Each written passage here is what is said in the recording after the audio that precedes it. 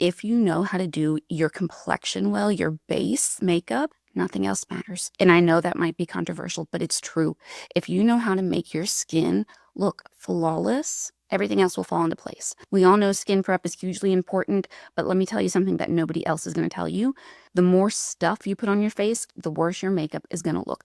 Keep it simple. I say 4 products. Some type of liquid hydrator, something that's going to hydrate the skin. Immediately go in with a lightweight moisturizer. Pick this depending on your skin type. An eye balm just underneath the eyes, sunscreen, and that is it. In terms of primer, only use one if you're trying to target a specific skin concern. So if you've got enlarged pores, if you've got oily T-zone, then use a blurring softening primer in the T-zone. If you've got redness, use a color correcting primer. If you don't have a specific struggle like that, then you can just skip the primer because again, the less stuff on your face, the better your makeup is going to look. This right here is going to be your best tool. This is what you work off of, your hand. We're going to start with your base. Now, this could be a tinted moisturizer, a tinted serum, or a full coverage foundation. The goal is that no matter what it is, you make it look as skin-like as possible. Now, makeup is never going to look exactly like skin because it's makeup. It's not skin.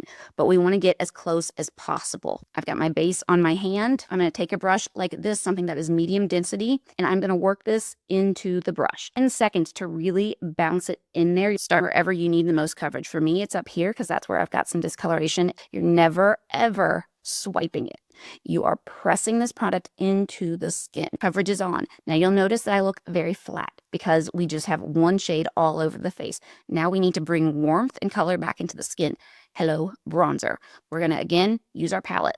I'm going to use a little bit more of an angled brush for this, just because this bronzer is going to be going more in the contours of the face. I always push it back into the hair so that it just looks really naturally blended. Come down along the cheekbone, back towards the ear, the neck, and then right across the nose. I always do bronzer and blush before concealer, and the reason is that once you have that color and that warmth back in your skin, the dark circles, the hyperpigmentation, all those things, they don't seem nearly as noticeable. And so what I found is that when you wait and you apply the warmth and you apply the color, you're much less likely to over apply concealer. Time for your pop of color. Just put this right on top of the bronzer. A great trick to making it look like that blush is really just melted into the skin is to go back with the same brush that you used to apply your foundation and use this to really press the product in.